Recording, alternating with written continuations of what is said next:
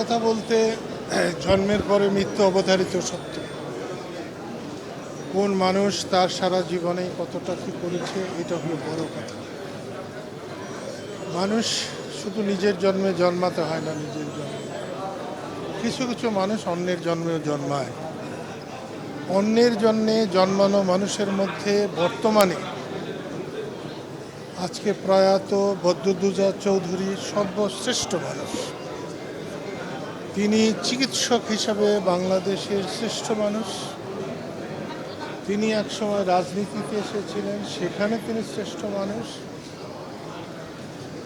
সত্যিকার অর্থেই একজন মস্ত বড় মানুষকে আমরা হারালাম। আমরা আজকে সহনশীলতা হারিয়ে ফেলেছি। বড়কে বড়, ভালোকে ভালো বলতে পারি না। আমরা দলীয় চিহ্ন নিয়ে নাচানাচি করি। একজন সর্বশ্রেষ্ঠ মানুষ আমরা হারালাম এবং এই অভাব পূরণ হতে খুবই সময় লাগছে। আমি 3 দিন আগে ওনাকে দেখতে গিয়েছিলাম। আমাকে চিনতে পেরেছিলেন, দুলা ভাই বলে রাখতাম। সত্যি করেই তাকে পিতার মতো ভাবতাম। শত সহস্র মানুষের সামনে পায়ে হাত দিয়ে সালাম করেছি। আমার সালাম করার একটি মানুষ কমে গেল।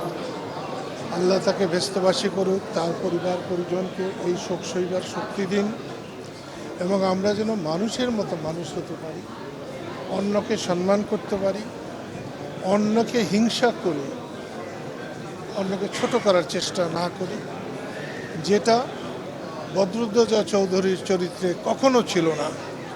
মানুষকে ভালোবাসতে শিখেছিলেন, মানুষকে সেবা করতে শিখেছিলেন।